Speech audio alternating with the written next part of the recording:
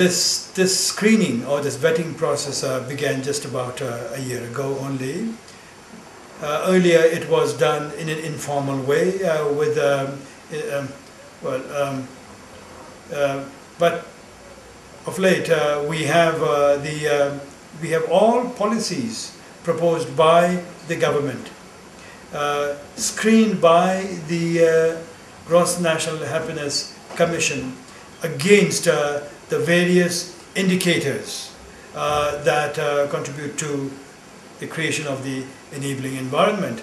And these are about whether, for instance, a particular policy strengthens cultural values, will have the kind of social values that it can promote, that it can strengthen. Will it promote social capital, for instance? Will it impact adversely on or positively on the ecology? Will such a policy lead to an equitable distribution of the benefits and so on? And unless a policy is able to pass these and be able to appear and prove itself as being GNH positive against these indicators, a policy doesn't get through. So what I've understood, that there's a very mathematical way of going through all the progress that GNH has made, all the indicators, so as to not only leave policies to the conscience of the parliamentarians or the legislators, but also in a way that keeps true to the vision of GNH. That's right. Okay. So, Your Excellency, would you say that there was enough feedback between academia, policy making, and civil society? Not so much in the past, but in the last 10 years or so, I think there is tremendous amount of interaction among these sections of society. And increasingly in the last 7 years in particular, I think the contribution of the academia has been considerable. Sure. Your Excellency, my one concern about it, as an aside, is that I was speaking to Mr. Rutland, who was talking about a particular research. I won't name her because it may be not very nice. But what happened is that she came from a farming background, a rich aristocratic background, with the view that she would try to make people go back to their farms. And she did have the opportunity to come here very long for research, and she didn't really undertake extensive research. But she went to the clock tower and she met 3 boys from ministerial backgrounds. Like their fathers were ministers, another was like a nephew of Mr. Rutland's and all that. And so she thought that she was converting 3 young men to the ways of farming, and she said that you should go back to your pastoral life, but without knowing their background. And she went and wrote an entire extensive piece on how she had converted 3 young men. So how do you mitigate for these lapses in research, which are well-intentioned? I think it is fair to say that the Bhutanese government, Bhutanese policymakers and decision makers have normally tended to be pragmatic. In fact, as a society, we are pragmatic. And those research products that are in fact meaningful, that are practical, will find that they are being used. And there will be those reports and findings that are in fact untrue. Sure. And don't necessarily convey reality, will in fact be rejected. Okay, brilliant. So people are not so gullible. Sure. Thank you, Your Excellency. Also, is Bhutan applying a human rights GNH lens to resolving the alleged refugee crisis on the border with Nepal? There is also a colonial explanation to it that has been ignored internationally that unfairly vilifies Bhutan. Is there not?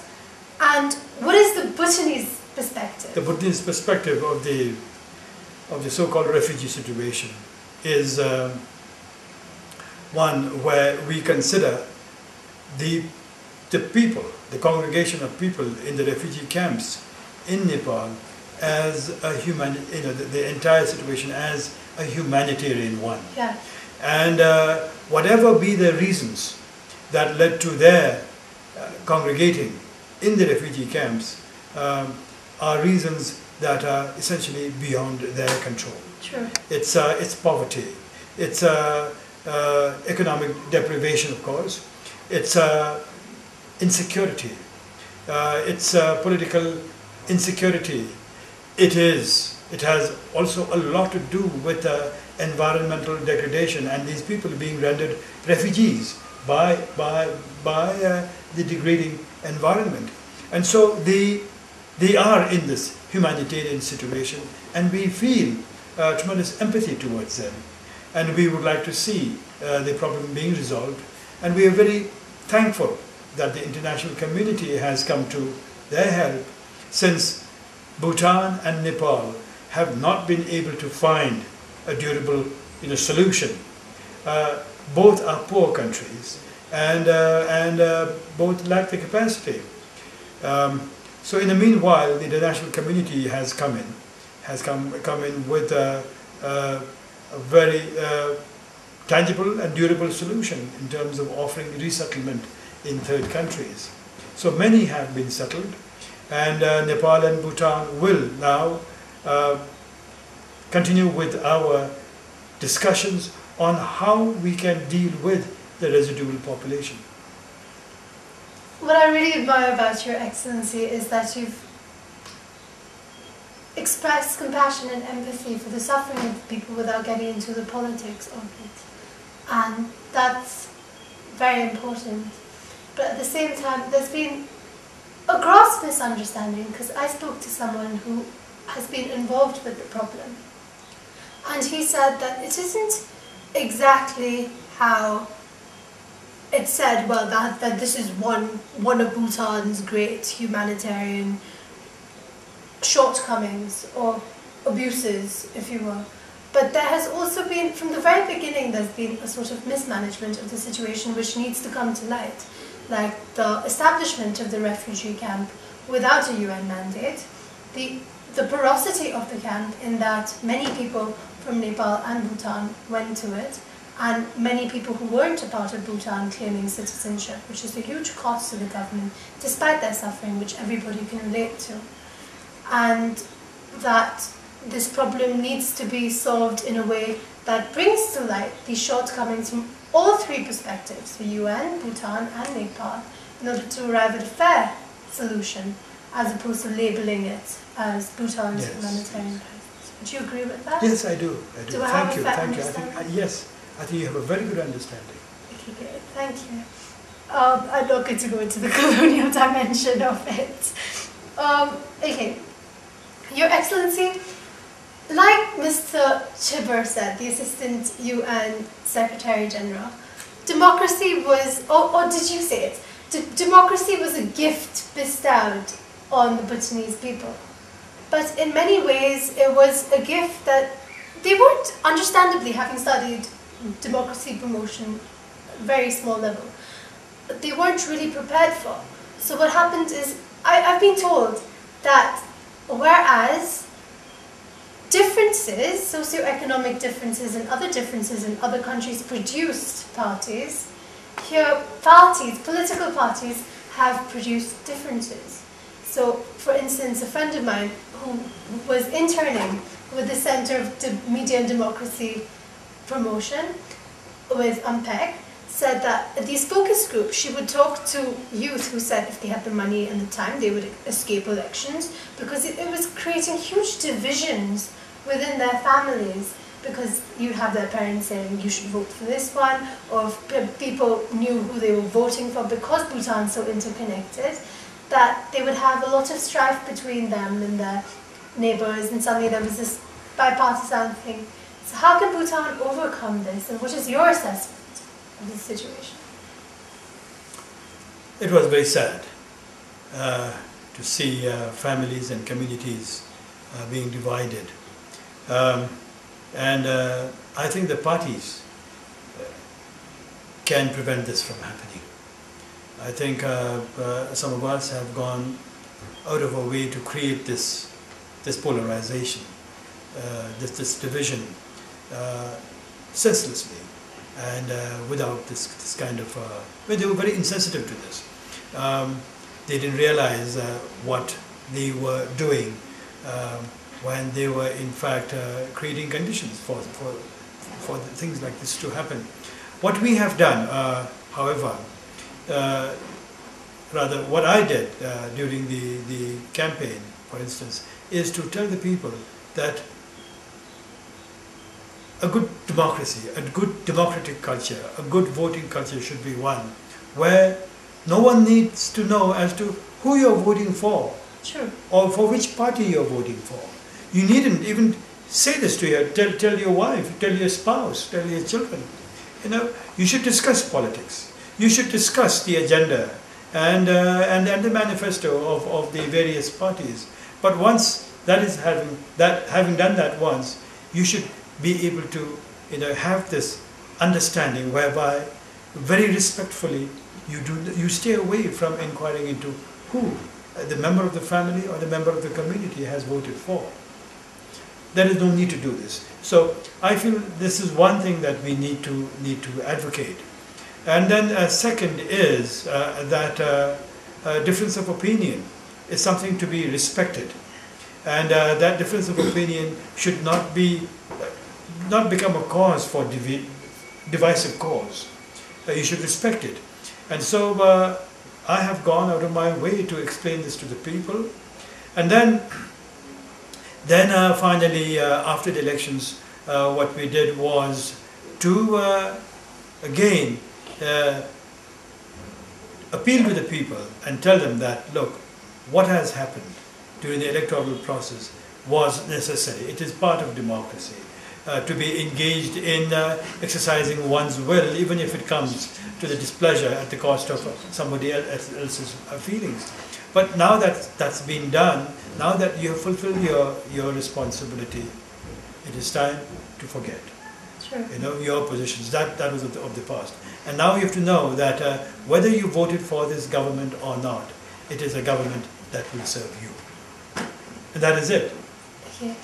Your Excellency, how does your government handle its relations? So, for instance, you know, after we were elected, you know, after the results were declared, this, you know, I sent out a directive to all the party workers throughout the country that there should be no celebration.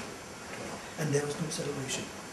Wow. We said we must not celebrate, you know, when we know that there is a section of our people who are in mourning, who are saddened, and don't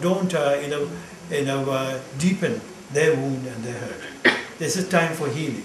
So the first, the few months of our after the elections, we spent on what we call the healing of wounds. So do you believe that, through your work, I believe so, but do you believe that that you, in being elected to government, have shed your party colours for the general interest, for your duration in government? That is how it must be.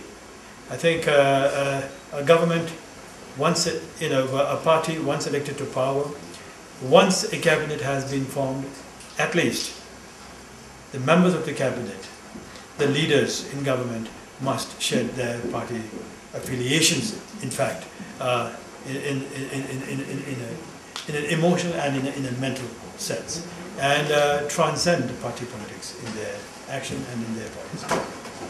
I know that a complaint of the opposition, because I've just been reading blogs really, is that they only have 2 seats in Parliament, but their complaint is that they're not allowed or they're not mandated to go to as many things like congratulatory events or different sessions as the ruling party is. Oh no, that is untrue. Firstly, what we did consciously was to facilitate the employment, reappointment in various positions. Not directly in the civil service, but the government has so many corporations.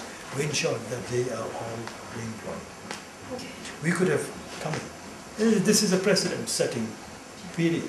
Yeah. You could have said, sorry, a politician cannot be allowed to be recruited, especially in a senior position in a government-affiliated corporation. We did not. We ensured that they were all employed. And then, look at the opposition party leader, there are two people from the opposition party that are visible, and these are the two MPs. Yes. And see how much of reach they have, what kind of role they have, how much of space they have. True. So are they And invited these to didn't happen. These didn't happen naturally. These happened deliberately. Consciously. You know, Okay. we have facilitated this. Look at the amount of time that the opportunities that the opposition, the two members of the opposition, are given in the National Assembly on every issue. Their views are taken into account. They are given an opportunity to speak, and likewise on most functions. In most functions, the opposition leader, the opposition members are invited. For instance, this roundtable meeting, I'm sure they were there. Were they not? I'm not very sure yet. If they were not invited, then likewise there were many. But it may have to do with the number of seats, but it would not have been deliberate. Okay. It was just hearsay. For instance, now during the coronation, for the celebrations, the opposition leader was given as prominent a role as any cabinet minister. Now we have the wedding coming in. He is being given a role. And at every national event, the opposition leader and the opposition member has equal opportunity and is given equal importance. It is there. It's very visible. True. I think it's safe to say that from your assessment of the situation and your examples, is that even though perhaps there might be a few lapses, that the government is consciously trying to maintain a healthy opposition and not crowd them out. Okay. So I understand that this is a very rich hierarchical society, and an exemplary one at that, where all democratic reform was driven from the top. Although all the Bhutanese I have spoken to vouch for the incorruptibility of the royal family, what theoretical safeguards are there to address abuse of trust at all levels of hierarchy and to do with the royal family?